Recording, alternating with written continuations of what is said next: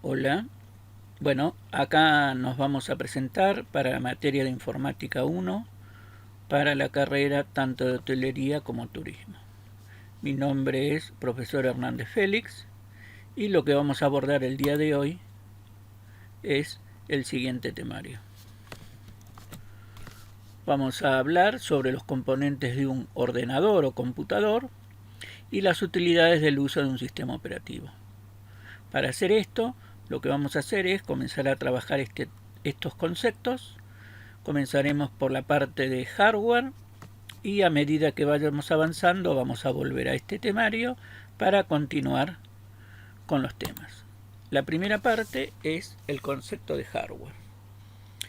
En realidad, como ustedes ven acá en la imagen, el término hardware es la unión de dos palabras que se usaba en la antigüedad para definir utensilios sólidos, fuertes, duros. Es el nombre que se le daba en el lejano oeste a lo que nosotros llamábamos una ferretería. En el caso de la informática se llama hardware a todos los componentes físicos palpables, como el monitor, el teclado, los parlantes, que forman parte de lo que nosotros llamamos ordenador. El próximo tema a abordar es el concepto de software. El software, a diferencia del hardware, es lo que no podemos ver. Si también separamos estas dos palabras, vamos a ver que por un lado está wear y soft, que significa liviano.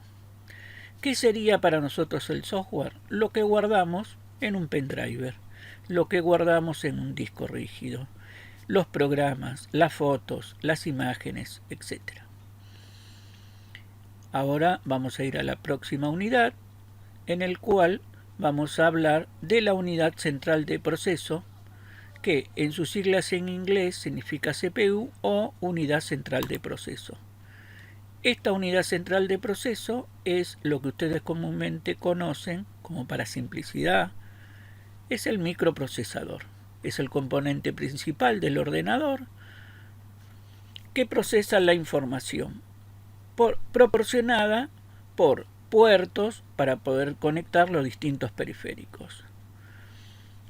Los procesadores se pueden clasificar en distintas: procesadores de uso general o los superprocesadores para las grandes empresas que manejan varios núcleos, entre otras cosas.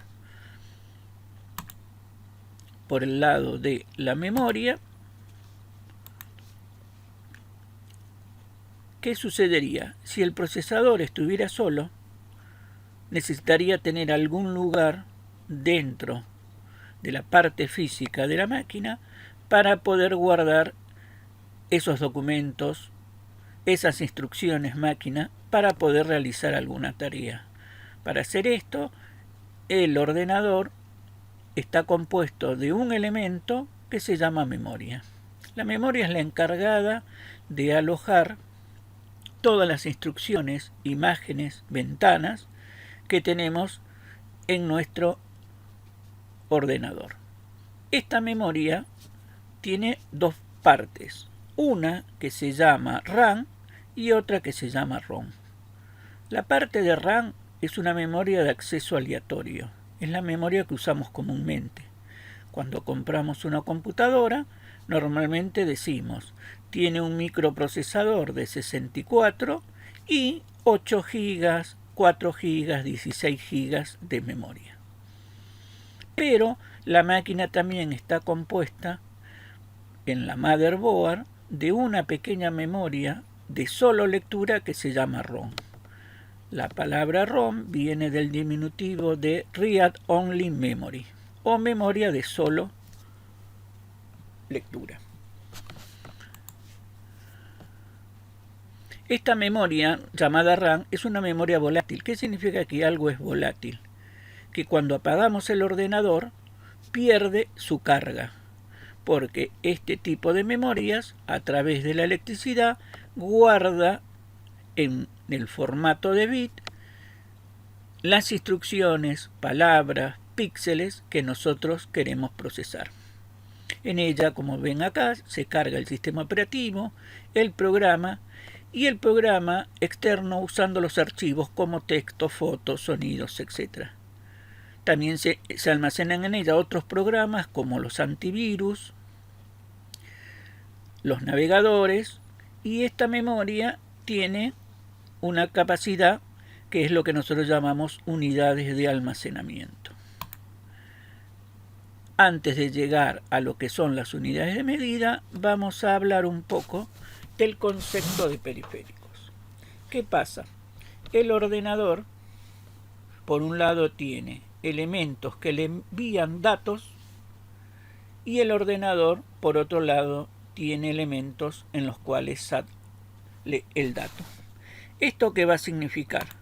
Que por un lado, esto podríamos tomarlo como que es el ordenador y entonces lo vamos a clasificar como elementos de entrada o salida. El teclado le envía el texto al ordenador. Por lo tanto, está en la clasificación de periféricos de entrada. En cambio, el ordenador le envía la imagen al monitor y esto está en la parte de periféricos de salida. Si ustedes ven, acá hay toda una serie de periféricos y cada uno está de un lado del otro. Ahora, con esto uno dice, si hay de entrada y hay de salida, posiblemente también haya de entrada y salida.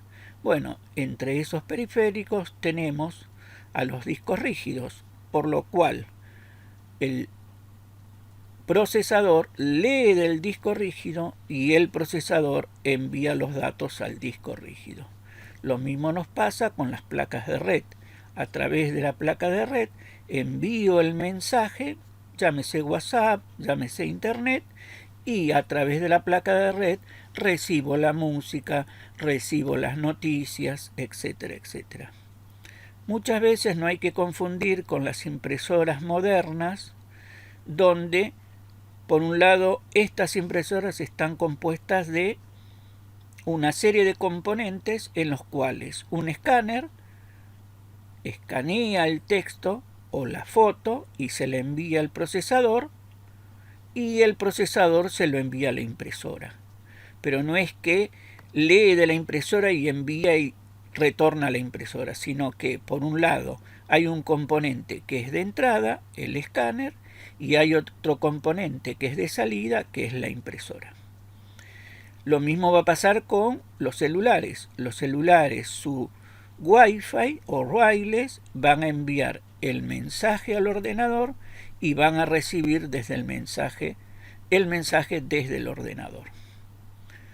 Las placas de red inalámbricas hacen también el mismo proceso, ¿no? Los datos van hacia la placa, por vía aérea van hacia estos tipos de dispositivos, como tablets, celulares o notebook, y a través de la misma placa retornan datos hacia el ordenador, el cual lo puede mandar a un medio de almacenamiento o lo puede recibir de otro medio de almacenamiento. Continuando, vamos a ir a la parte de unidades de medida. Con respecto a las unidades de medida, lo que tenemos que tener en cuenta es esta tabla. El elemento más chiquito o más pequeño que hay en un ordenador se llama byte. Este byte es lo que nosotros representamos como una letra. Todo lo que nosotros hacemos a través del ordenador se mide en letras.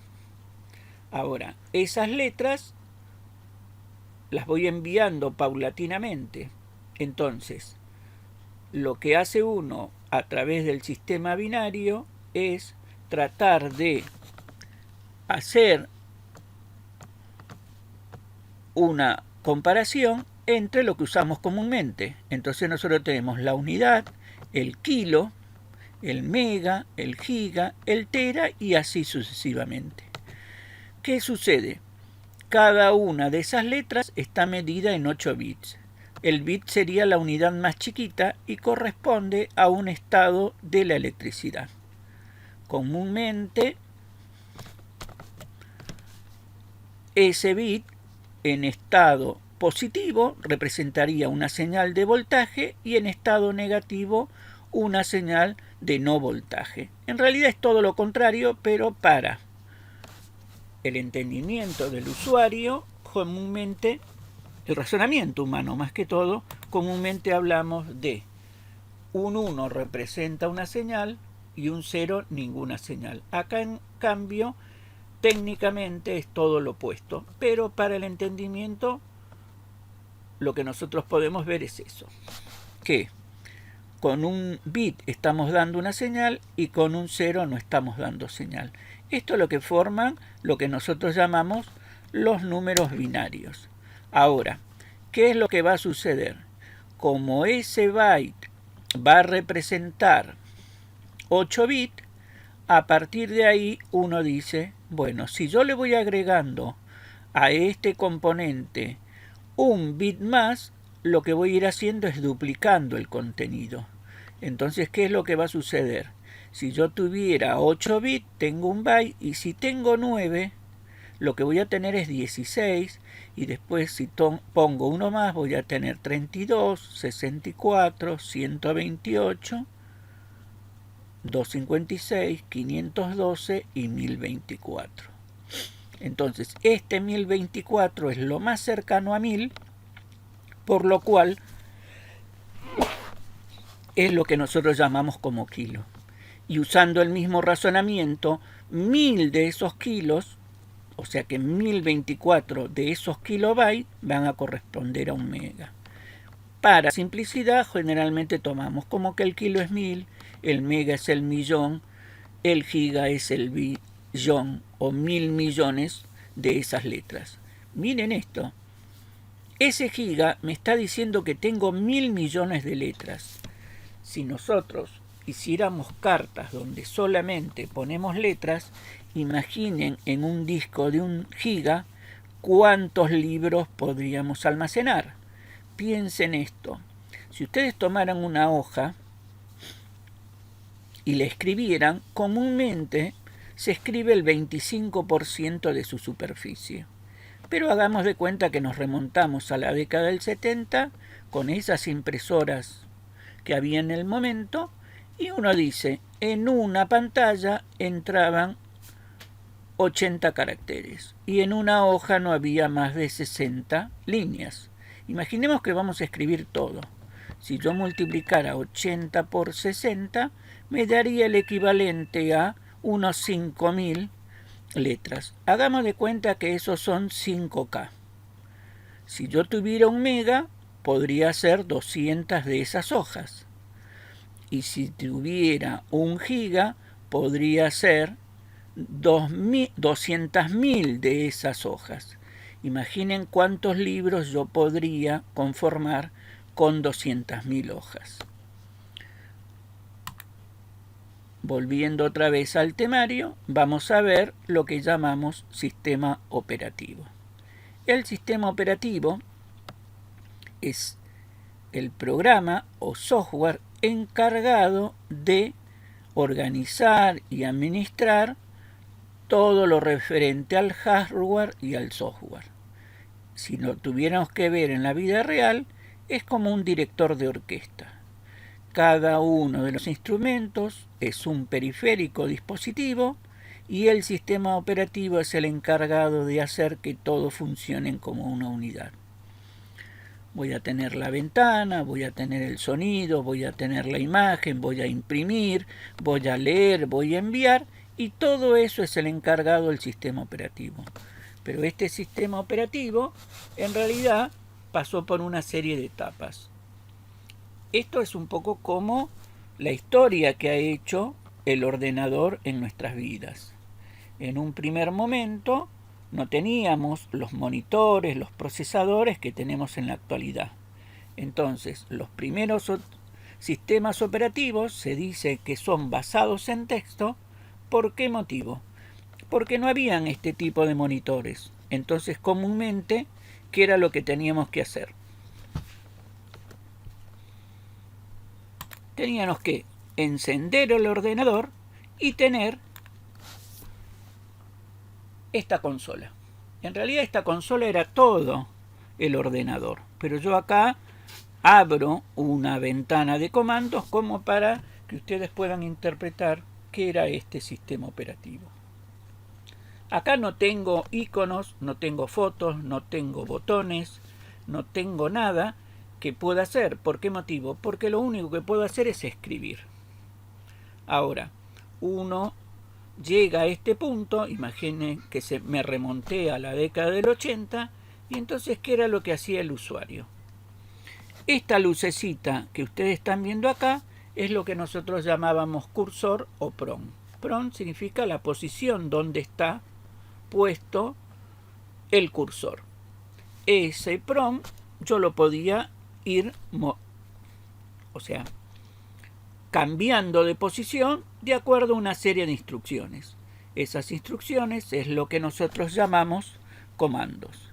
Si vemos acá en el temario, nos vamos a ver que vamos a tener los comandos residentes y los comandos transitorios. En el caso nuestro del DOS, este DOS estaba formado por un conjunto de comandos internos que estaban dentro del propio sistema operativo y comandos externos que estaban alojados en algún programa. Entonces uno ejecutaba el programa y ese programa le pedía al sistema operativo que realizara una cierta tarea. Bueno, ahora como forma de práctica vamos a ver qué hacemos con estos comandos. Imaginen que ustedes viajan y llegan a un lugar. Lo normal es pensar de que uno tiene que ubicar algo, una carpeta, un archivo. Ustedes hoy se manejan a través del explorador de Windows, pero en esa época no había todos esos conceptos. Lo único que tenía era un monitor que me mostraba este cursor. Entonces lo primero que hacía el usuario era pedir el directorio. ¿Por qué? Porque era la costumbre, llegado uno a una ciudad, de pedir la guía telefónica y a través de esa guía telefónica ubicar a una persona. O sea que yo lo que hacía era escribir directory. Esta palabra directory es la que nosotros utilizamos al principio. Como todo el mundo comenzó a usar esta palabra, para simplicidad, la palabra se transformó en dir. El usuario que hacía, llegaba a un ordenador, quería ver el contenido y pulsaba la tecla dir.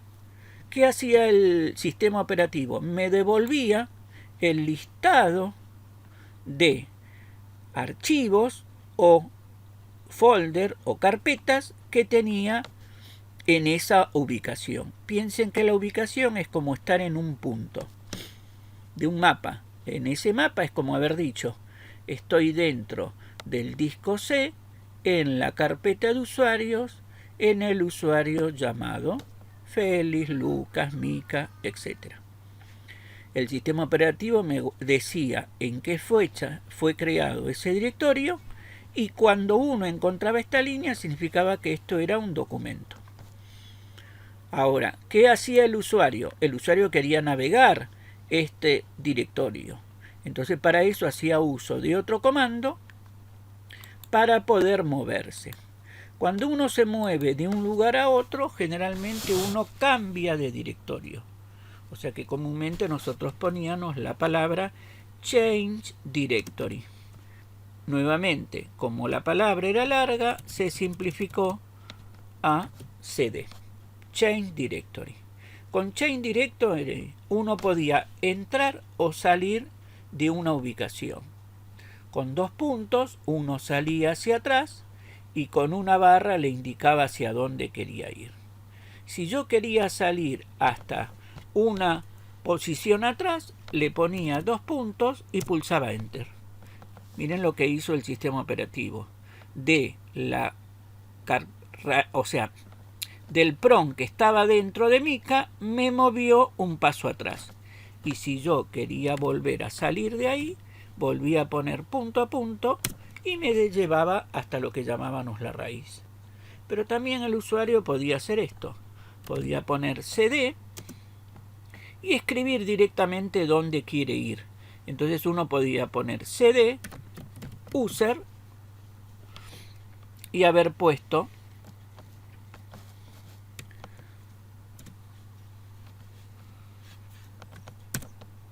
y entonces uno dice, upa, acá teniendo un problemita, que no encuentro dónde está la barra. Entonces uno, ¿qué podía hacer? Podía hacer esto, o buscar en el teclado, y entonces acá venía lo que nosotros llamábamos la configuración. Hoy ustedes pueden manejar a través del sistema operativo una misma computadora con distintos modelos de teclado. Teclado en español, teclado en francés, teclado en inglés, etc. Bueno, en esa época piensen ustedes que la mayoría de los teclados venían de Estados Unidos y la ñ no existía. Entonces el usuario comenzó a hacer también uso de algo que llamamos la tabla ASCII. ¿Vieron cuando ustedes no tienen el arroba? Comúnmente, ¿qué tipean? Al y un número. Ese al 64 significa que van a escribir la arroba. Entonces cuando el usuario no tiene una tecla que funcione o no la tiene en el teclado, haciendo uso de la tabla ASCII puede escribir. Si yo ahora pusiera al 65, el programa me escribiría la letra A y la B y así sucesivamente. Una forma de poder expresar esto hubiera sido ir al navegador y en el navegador poner ASCII. Vamos a hacer uso de esto y entonces ahora lo que van a ver es que el programa, el navegador en este caso, lo que va a hacer es traerme una serie de información y en esa serie de información vamos a tener una tabla y en esa tabla vamos a ver el valor de los datos. En el caso este yo había dicho que si ponía 65, que lo tenemos acá, el programa lo que iba a hacer que era escribirme la letra A. Ahora, si el 65 está en la, o sea, la A, perdón, está en el 65, la B va a estar en el 66 y así sucesivamente. Claro, ahora esta tabla para ustedes era muy común que las personas escribieran al 32 para hacer un espacio, miren cómo está, al 64, si yo ahora busco, miren acá está la famosa arroba, y después si yo quería hacer la letra ñ, me iba acá en la tabla y buscaba el valor de la letra ñ. ¿Está bien? Y acá teníamos tanto en mayúscula como en minúscula para poder representar esas letras. Acá no me lo muestra bien porque le falta todavía el teclado extendido, o sea, la lista extendida, y entonces nosotros teníamos que poner al 160 y pico y al 130 y pico para poder escribir esas letras. Bueno, ahora esto lo vamos a minimizar y entonces vamos a decir, bueno, dentro de esto, miren, yo puse solamente CD, usuarios, y acá voy a poner Mica. Pulso Enter y vuelvo al mismo lugar. Imaginen que yo ahora aprendí a moverme a través de la unidad, aprendí a salir de la unidad. El usuario también podía hacer esto. Podía hacer doble barra y automáticamente, ¿qué cometí? Puse de más, entonces le voy a sacar una. Pulso Enter y me voy directamente a la raíz. Imaginen que ahora quiero volver al paso anterior. Entonces el usuario, ¿qué podía hacer? Pulsar la tecla F3 o directamente con la tecla de cursor arriba abajo iba moviendo e iba recordando lo que yo había estado tipeando. Es como una pequeña memoria que quedaba dentro de el ordenador. En realidad era el sistema operativo que guardaba las últimas órdenes que había dado el usuario. Ahora vamos a hacer lo siguiente. Lo que queremos hacer es crear un directorio. Entonces, uno para poder crear un directorio, lo que tenía que hacer era escribir mk make directory. El acrónimo, ¿no? mkdir y le ponía un nombre. Supongamos que ese nombre va a ser caja. Pulso Enter y si ahora hago C de caja, el sistema operativo me va a permitir entrar dentro de la caja. Ahora, dentro de eso vamos a ver como comando. Miren todos los comandos que hemos estado. Estos están todos dentro del sistema operativo, ¿no? cd, change directory, mkdir. Si yo hubiera querido borrar el directorio, hubiera puesto del dir y entonces con eso el directorio. Otra de las cosas que tenía este sistema operativo era que me podía mostrar una estructura de árbol. Se lo llama de árbol porque el principio del disco es la raíz y las carpetas serían como las ramas.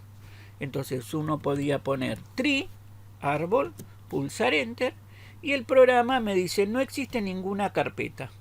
Pero voy a hacer algo más simple, miren. Voy a salir un paso atrás, o sea que voy a estar dentro de Mica y ahí sí le voy a decir que me muestre el árbol que tiene creado uno en Mica. Y entonces miren lo que va haciendo. Me va mostrando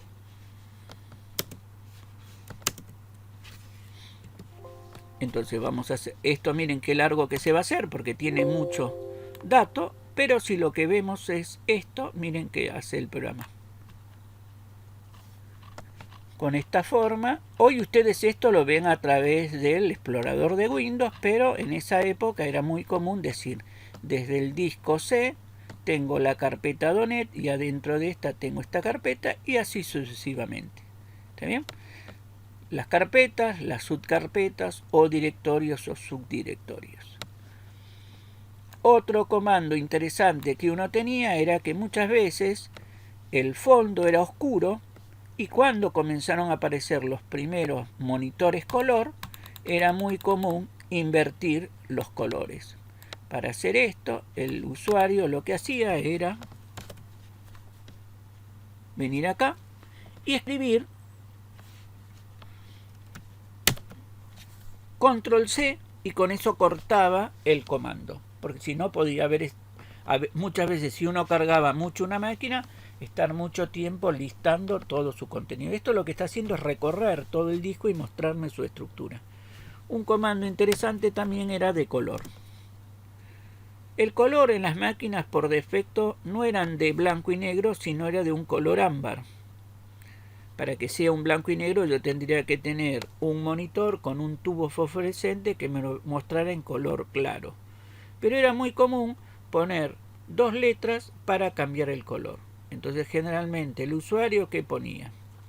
Para hacer esto hacía uso de un sistema que se llama hexadecimal, donde uno puede hacer 16 números distintos en su base. Del 0 al 9 para los números conocidos y reemplazando el 10, 11, 12 hasta el 16 con letras. Entonces uno tenía del 0 al 9 A, B, C, D, F. ¿Qué significaba? Que uno podía hacer cualquier combinación, pero solamente con dos números. Un número hexadecimal para darle el fondo y un número hexadecimal para darle lo que llamamos el for o el frente. Entonces, si yo ponía 0F, le estaba diciendo que quería 0, que significa negro, y F, que significa blanco. Es el color más intenso. Pulsaba Enter y me dejaba, parece que no hubiera hecho nada. No, en realidad le estoy diciendo que quiero un fondo negro con una letra clara. Miren si lo pongo al revés. Ahora le voy a decir que quiero una letra clara y un fondo oscuro. Y entonces el sistema operativo me podía hacer esto. Ahora uno podía combinar distintos colores. Entonces uno podía venir acá y decirle, ¿vieron cómo es, no? El primer valor es el de el fondo y el segundo es el de la letra, o mejor dicho, no es así. Entonces es al revés. Entonces vamos a hacer esto, miren. Vamos a poner un 4 y un 5. O sea que estoy poniendo un 4 para decir que el fondo no llega al color máximo y un 5 que está más o menos en ese tono. Bueno, vamos a poner un numerito más grande. Vamos a poner una A. Pulso Enter y miren qué hizo. Me puso de un color y ahora uno dice, ¿cómo salió el rojo o cómo salió el verde? Bueno, lo que hacía el sistema operativo era trabajar con cuartos. El color 1 significa algo, el color 2 significa otro, el color 3 significa otro, y tenía 15 variedades de colores. Entonces, si yo ponía un 1A, 1A, lo que hacía el programa era seguir manteniéndome el mismo color de escritura, pero me cambiaba el fondo a azul. Después, si uno quería hacer un verde, vamos a hacer un color 2A,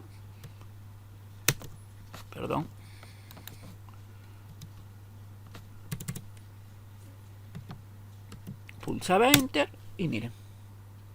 O sea que cada número representaba un color, y esos colores podían ser básicos y claros. A partir de 7 se comenzaban a hacer los mismos colores, pero claros, en lo que nosotros llamamos light green, light blue, light red, etc.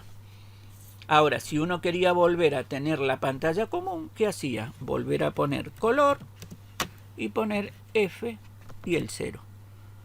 Pulsaba Enter. Lo hice al revés. Bueno, muy simple. Lo que voy a hacer es poner esto y voy a poner 0, acuérdense que era negro, y F que era blanco, la luz. Esto sería lo que sería los comandos internos. Ahora, ¿a qué se lo llamaba comando externo? Bueno, estaba el sistema operativo DOS y se acoplaba o se instalaba en la carpeta donde estaba el sistema operativo una serie de comandos que no eran internos al sistema operativo, pero que se los podían usar en asociación. Entre ellos estaría el format. El comando format lo que permitía era decirle al sistema operativo que formateara. Y miren esto, no había pendriver, no había disco de estado sólido. Lo que tenía el usuario comúnmente era una cinta, así como la de los cassettes antiguos, que después se transformaron en disquete, por eso se llamaba floppy disk, porque como era flexible, de ahí viene el término floppy. Y después aparecieron los hard disks, que son los discos duros, los discos de material sólido, como pasó con la palabra hardware. El 1 lo que le indicaba al sistema operativo era cuál era la unidad que quería formatear y las pistas las cuales quería uno acceder. Para esta práctica no hacemos uso de ese comando para evitar, ante un error, formatear nuestro disco duro.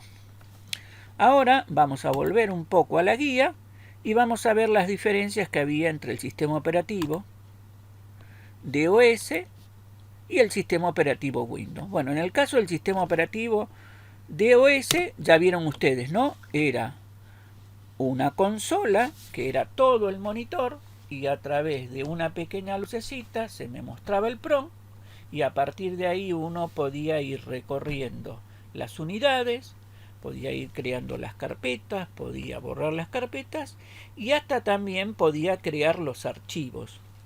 Lo que pasa es que hoy en día ustedes, para crear un archivo, lo que hacen que es uso de algún otro programa. Ahora, ¿cuál es la diferencia entre esa forma de ver mi ordenador y esta nueva, que es lo que nosotros llamamos Windows?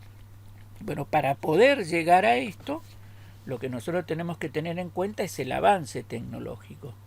Piensen que yo en el DOS no tenía monitor color, no tenía velocidad de procesamiento, pero con lo que había en el momento alcanzaba. Uno comúnmente, ¿qué hacía? Escribía documentos, escribía pequeños archivos con gráficos, pero también un poco porque no había todos los elementos tecnológicos que hoy tengo, ¿no? Placa de sonido, placa de video, discos de gran almacenamiento, etcétera, etcétera. Ahora, ¿cómo es la historia de esto del sistema operativo? Hasta el año 86 los sistemas operativos estaban basados en texto. En el año 86 el fundador, o uno de los fundadores de la empresa Apple, se dice en la historia que había ido a la universidad, nunca la había terminado, pero fue a una clase de tipografía. cuando él va a la clase de tipografía, ve que las personas están mucho más familiarizadas con la escritura normal, ¿no? Con letras, con las letras comunes, y cada una de esas letras representan lo mismo. Yo escribo la palabra carta, y esa palabra carta, dependiendo de cómo la escriba, va a estar en cursiva, va a estar en imprenta, etcétera, etcétera. Entonces él lo que dijo es, yo en lugar de mostrar un ordenador que solamente me muestre esto, lo que quiero es que el usuario sea capaz de elegir con qué tipo de fuente quiere representar. Y entonces apareció la Apple, la Mac. Esa Mac vino con un procesador ya potente, porque para poder hacer lo que él quería necesitaba tener un gran ordenador. Entonces, ¿qué es lo que sucedió? Sale al mercado la empresa Microsoft, la de Bill Gates, lo que dice es, nosotros tenemos que hacer algo similar. Lo que pasa es que la tecnología que manejaba Bill Gates no tenía la potencia de estas máquinas del entorno de Mac. Entonces, ¿qué hizo? Hizo lo que nosotros llamamos un software. Un software es un programa que trabaja a través del sistema operativo, no el sistema operativo en sí que haga todo lo que ustedes hoy ven. Entonces, comúnmente, ¿qué era lo que sucedía? Se cargaba el DOS y arriba se hacía correr un programa llamado Windows. Claro, ¿qué era lo que tuvo de novedoso el sistema o ese programa? Porque no digo sistema operativo, tenemos que esperar una década para hablar de sistema operativo basado en gráfico.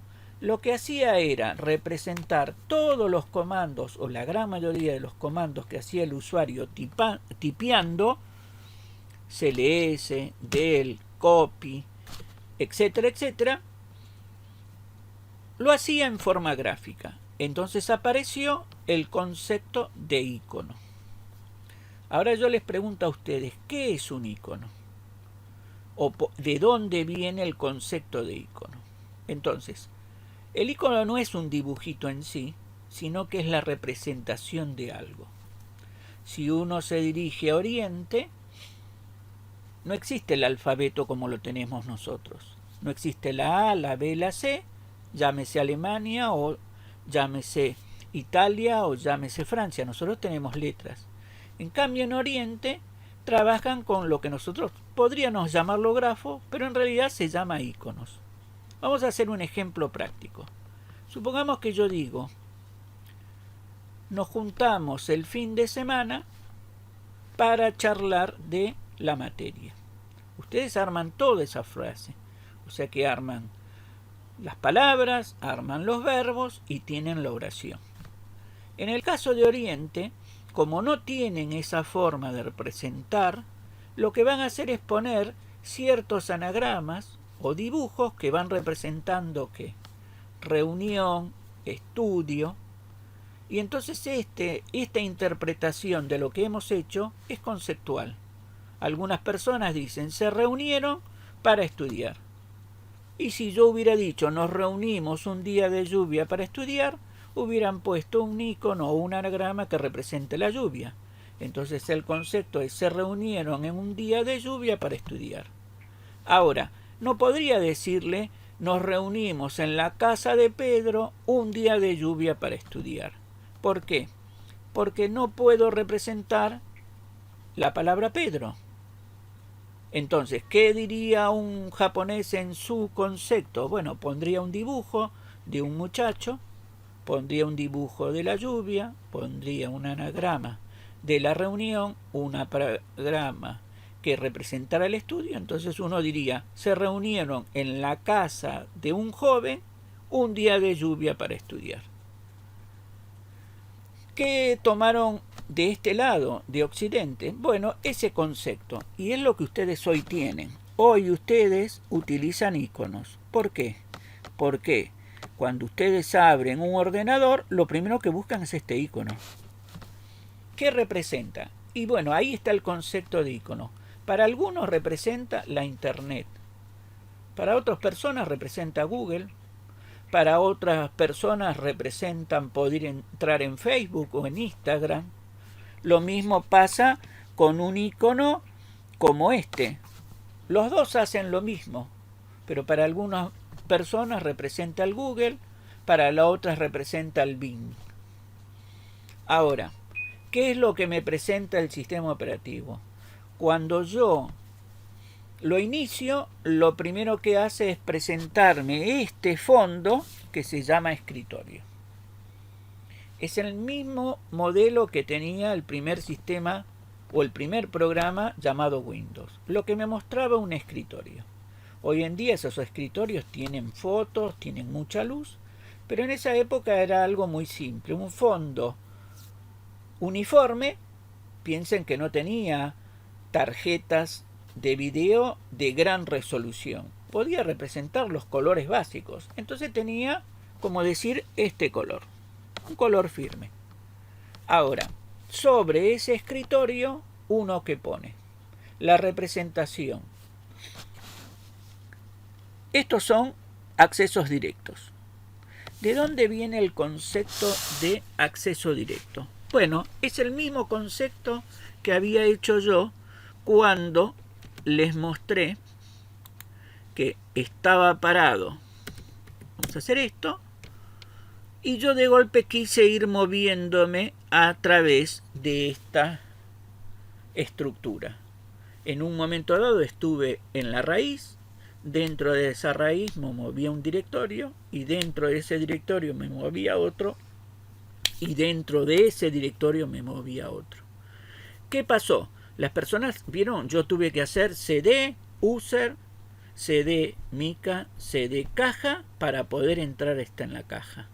En cambio, acá en Windows lo que uno puede hacer es crear un enlace o acceso directo, por eso también se los llama muchas veces shortcut o atajo, que nos permite acceder a un programa o aplicativo solamente cliqueando en ese icono. En realidad yo tengo que ir hasta la carpeta o el folder donde se encuentra el archivo y no siempre ese archivo está en el mismo lugar. Por el otro lado, este sistema operativo me va a representar una serie de iconos característicos. Este icono representa la papelera de reciclaje. ¿Cuál es el concepto de la papelera de reciclaje? Es el de una oficina. Si uno tiene un papel y le salió mal un escrito, lo hace un bollito y lo tira al cesto. Si de golpe uno dice, uy, me olvidé de copiar su contenido, lo puede volver a sacar del cesto y restaurarlo para seguir utilizándolo. Ahora, si yo tomé el cesto y lo limpié, o sea que eliminé todo lo que estaba en el cesto, todo eso se va a perder. ¿Está bien? Esto, ¿cómo lo podrían hacer ustedes en la práctica? Muy simple. Ustedes podrían venir acá, decir, bueno, voy a ir a el escritorio. Perdón.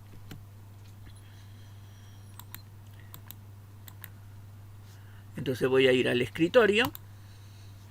Dentro de este escritorio, acá tengo la papelera. Y si yo entrara acá adentro y tuviera archivos, este archivo bastaría con que lo seleccionara, botón derecho del mouse y pedir restaurar. Y entonces el programa o el sistema operativo en este caso volvería a dejarlo en su lugar de origen. Un ejemplo podría haber sido hacer esto. Me voy a ir dentro de la carpeta. ¿Se acuerdan que yo había creado una caja? Miren, acá está la caja. Entro dentro de la caja y acá voy a crear un documento. Voy a hacer así. Lo voy a llamar, supongamos, carta. O también lo puedo dejar así como está, pero lo vamos a llamar carta. Pulso Enter. Se creó la carta. Imaginen que por algún motivo yo de golpe, sin darme cuenta, elimino la carta. Si yo ahora volviera a abrir el la papelera de reciclaje, acá me encuentro con la carta. Quiere decir que la carta no la veo ahora dentro de esta ubicación. Pero si yo hiciera clic, botón derecho, restaurar, desaparece de la papelera y vuelve a aparecer en su origen. Próximo paso, vamos a volver acá, perdón.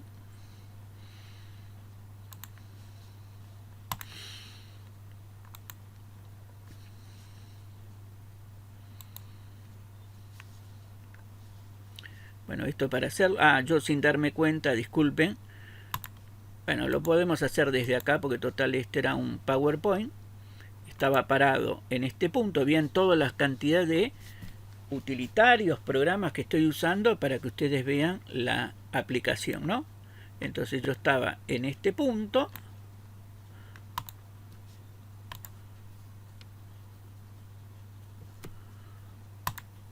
Vamos a movernos, miren, a través de una herramienta o un programa llamado PowerPoint. Acá teníamos lo del sistema y acá estoy en esta situación. Próximo paso para ver es este botoncito. Este botoncito es lo que llamamos el menú inicio. En los teclados modernos hay una tecla al lado de la barra espaciadora a la izquierda que yo cliqueo y me va a hacer abrir la ventanita del menú inicio. Depende de cómo tengan configurado el Windows, se lo puede mostrar en esta manera, o también uno puede hacer que eso se colapse. Lo mismo pasa con esto. Acá yo puedo seleccionar el archivo que quiero abrir, llámese software, programa o documento, porque también puedo alojar acá algún documento suelto. Otra de las herramientas que siempre vamos a estar usando es este pequeño botoncito que se llama, ustedes acá yo lo escribí como búsqueda, pero en realidad se llama Cortana. Entonces, si yo cliqueara ahí, lo que me permite, acá lo tiene, es hacer clic y yo directamente podría buscar algún programa. Ejemplo, vamos a hacer esto, miren, voy a buscar el programa llamado Lupa. No hace falta que escriba todo, me va a dar una lista con lo más cercano. Y cuando yo cliqueo acá, este es un programa que utilizamos generalmente en los laboratorios para ampliar una imagen. Entonces, este programa lo que permite es que ustedes puedan aumentar la imagen y poder ver mejor su contenido. Algunas personas, a veces con algún problemita visual, también es muy común que lo usen. Bueno, yo ahora voy a achicar la distancia para que ustedes lo puedan ver. ¿Lo ven? Y esto no solamente va a funcionar acá, sino que también podría funcionar afuera. ¿Está bien? Entonces yo podría salir afuera y directamente hacer que esto corra. Entonces vamos a hacer esto. Voy a pulsar F5 para que corra esa presentación. ¿Vieron? Siempre la lupa va a estar a mano como para que yo pueda aumentar o disminuir la distancia. Voy a ir nuevamente a esto, ¿vieron? Ahora está un poco más amplio. Y después también tenemos la vista de tareas. Esto generalmente puede ser que no lo vean porque a veces uno lo activó. Y también algo nuevo que viene en nuestro sistema operativo es que uno puede anclar, fijar a la barra de tareas los programas más usados. Entonces yo podría hacer esto y de golpe decir, bueno, miren, ahí están. ¿Cómo hago yo para fijar un programa? Bueno, muy simple. Vamos a hacer de cuenta que este programa llamado Access lo quiero que quede fijo, por más que lo cierre, que esté siempre a mano. Lo puedo dejar en el escritorio o también lo puedo dejar en la barra de tareas. Entonces, botón derecho del mouse, me dice anclar al inicio. El inicio sería esto, pero acá donde dice la opción More o más, si estuvieran en inglés, anclar a la barra de tareas. Si yo hago clic acá, vamos a ver que el programa se fija en esta barra. Si ustedes quieren sacar el anclaje, basta con que hagan botón derecho, desanclar y va a salir el programa de esa barra de tareas. ¿Ok? Ahí está. Bueno, ahora a la derecha comúnmente lo que tenemos que es una serie de pequeños iconos donde nos muestra entre otros que el tiempo, o sea que el reloj y la fecha, los parlantes, la unidad de red, y si no alcanza para ver todo, cliqueando acá en esta pequeña flechita, lo vamos a hacer ahora, uno puede abrir otra serie de componentes, los antivirus, las unidades como el Spotify, el acceso a la red, si tengo Wi-Fi, el Windows Defender, que es para proteger este archivo, y otras cosas que puedan ustedes haber indicado que queden en este lugar. Bueno, esto sería con respecto al sistema operativo. Ahora, ¿cómo es el manejo de este sistema operativo? Bueno, muy simple. Uno comúnmente, ¿qué hace? Bueno, yo voy a poner acá. Voy a poner esto para que ustedes vean ahora el sistema operativo. Bueno, vamos a hacer de cuenta que ahora en esta vista que tenemos del sistema operativo queremos crear una carpeta. Normalmente, ¿qué hubiéramos hecho? Hubiéramos hecho botón derecho del mouse, buscamos la opción nuevo y creamos carpeta. A esta carpeta supongamos que la vamos a llamar libros. Y lo que voy a hacer es esto, como para que vean que uno puede trabajar con uno u otro sistema operativo. ¿Esto dónde se va a encontrar? Entonces, si yo hago doble clic, me va a abrir el explorador de Windows. Y si yo hago clic acá, miren lo que me dice. Estoy dentro de la misma carpeta Mica, pero dentro de ese escritorio. Entonces lo que voy a hacer es una cosa muy simple. ¿Saben cuál es la tarea que quiero? Esto lo voy a copiar. Y voy a abrir otra ventana de Windows para que vean que puedo tener dos. En esta nueva ventana de Windows me voy a ir dentro del escritorio, pero dentro de ese escritorio tengo que buscar a la carpeta Mica. Entonces, ¿qué hacemos? Nos vamos al disco C, nos vamos a la carpeta usuarios, vieron que estaba dentro de user, dentro de Mica, y acá había creado una caja. Vieron que adentro de la caja creé una carta. Entonces miren lo que voy a hacer. Voy a escribir adentro de la carta. También podría haber abierto un programa que se llama bloc de notas, como para que ustedes puedan trabajar, pero eso lo vamos a hacer en la próxima. Esto es más que todo para hacerle la introducción. Entonces uno, ¿qué hace acá? Doble clic. Se abre por defecto el bloc de notas, ahí lo tienen. Y acá dentro del bloc de notas, lo que voy a hacer es escribir. Esperen un segundito.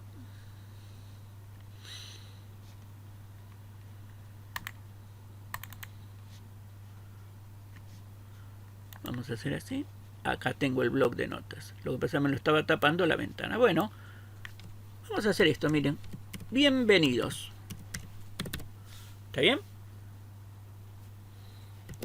Y lo voy a guardar. ¿Vieron dónde estoy guardándolo, no? Dentro de la caja. Entonces me voy a volver a la ventana de comandos. Otra vez estoy acá. ¿Yo qué hubiera hecho? CD caja. Y entré dentro de la caja. Quiero ver el contenido de la caja. Dice que hay una carta. ¿Lo ven? Ahora lo que quiero hacer es copiar. O sea que voy a decir copy. La carta, que tiene extensión TXT. ¿Y a dónde la quiero copiar? Bueno, la quiero copiar acá adentro. Entonces, ¿se acuerdan qué había hecho? Había hecho clic acá. Y esto lo voy a copiar. Bueno, yo tendría que tipear todo, pero esto lo hago para simplicidad de ustedes. O sea que le estoy diciendo al comando copy que quiero copiar la carta que está dentro de la caja de Mica a el escritorio, o sea, a la carpeta libro que está en el escritorio de Mica. Pulso Enter. Y el programa me dice un archivo copiado. Si hubiera tenido un error que no existía ni el origen o no existía el destino o yo de golpe me equivoqué en alguna letra, bueno, el programa me hubiera dado una advertencia. La sorpresa va a ser cuando yo diga, bueno, quiero salir de esta caja. Vieron que Los libros estaban vacíos, la carpeta de libros, el folder. Salí, ahora me voy a ir al escritorio. Uy, lo escribí mal, disculpen.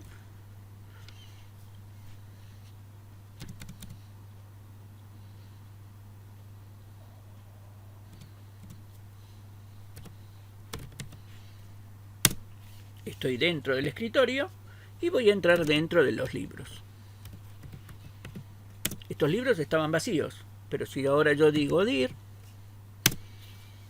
veo que ahí adentro está la caja. Y si yo de acá adentro hubiera, bueno, en esa época yo hubiera dicho edit o cualquier otro comando interno o programa externo, podría haber abierto un editor de texto. Acá lamentablemente ahora me va a decir que no reconoce, porque desapareció ya del sistema operativo este edit, pero era un editor de texto muy simple, pero que se usaba en la época, pero sí puedo escribir Notepad.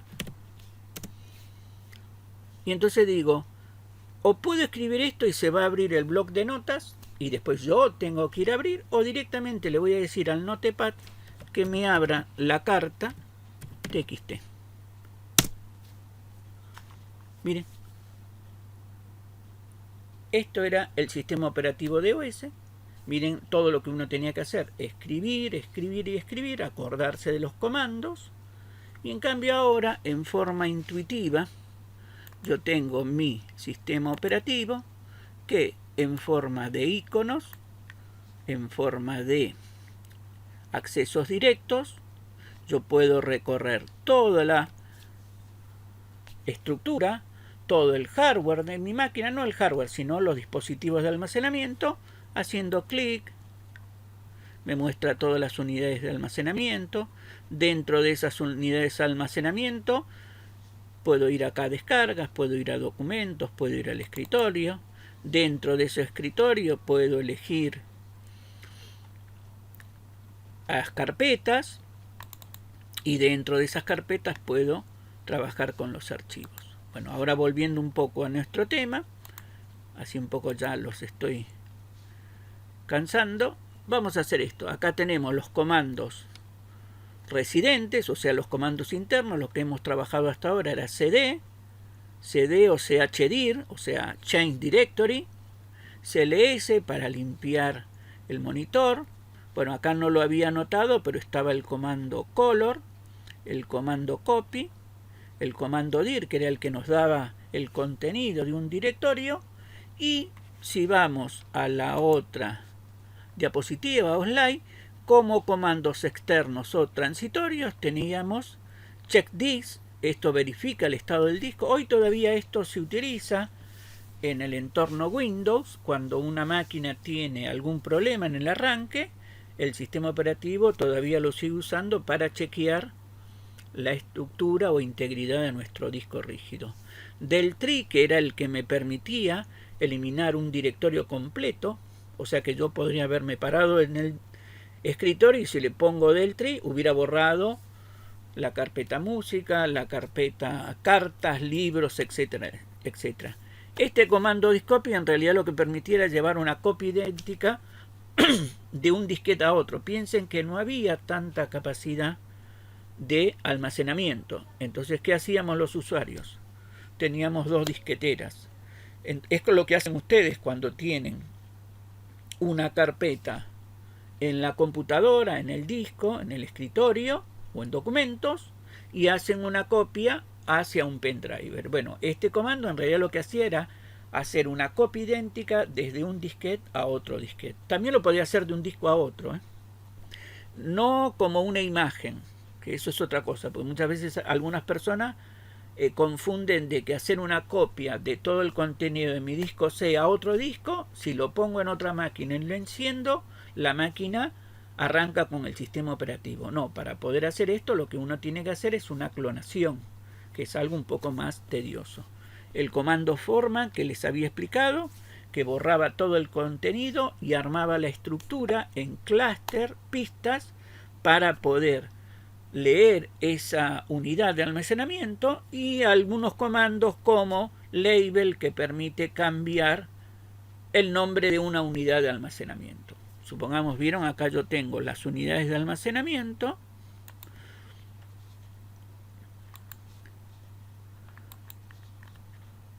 Que tengo esta C, esta D, esta E. Bueno, si esto se llama datos, yo podría poner label y decir data. Y cambiarle eso a data. O el disco local que no tiene nombre, darle un nombre. Y por último, el comando print, que lo que permite este comando en realidad es tener un archivo puntual, directamente mandarlo a la impresora. En esa época, no es como ahora que ustedes tienen un puerto USB, un puerto de red para conectarse a una impresora, sino que había un dispositivo específico donde uno conectaba a la impresora, entonces a través de ese canal uno podía enviar el contenido de un documento. Fíjense que era textual, entonces es como decir, mandaba a tipear, pero a la impresora, todo ese contenido. Y por último, ¿estamos acá? No, ahí hemos terminado por hoy. Bueno, espero que esto le haya servido de introducción. Yo ahora, cuando termine esta clase, lo que voy a hacer es la voy a grabar. Miren, voy a cerrar el programa Lupa. ¿Se acuerdan que lo había hecho? Cliqueando acá en buscar o Cordana y había escrito. Esto también lo pueden hacer acá, ¿eh? O sea que si esto no está, porque yo sin darme cuenta lo saqué de la barra de tareas, yo puedo acá cliquear y si directamente pongo ejemplo Word, el programa automáticamente me abre la ventanita y me muestra lo más cercano al Word. ¿Está bien? Esto se puede mostrar en forma de una lupita o en forma de una pequeña cajita o rectángulo. ¿Está bien? Bueno, yo después esto lo voy a dejar grabado y después por los medios comunes de comunicación que vamos a tener en la clase, les voy a acercar este video para que lo puedan rever y para que vayan haciendo trabajos prácticos sobre los temas. ¿Está bien? Bueno, ha sido un gusto y nos vemos en la próxima.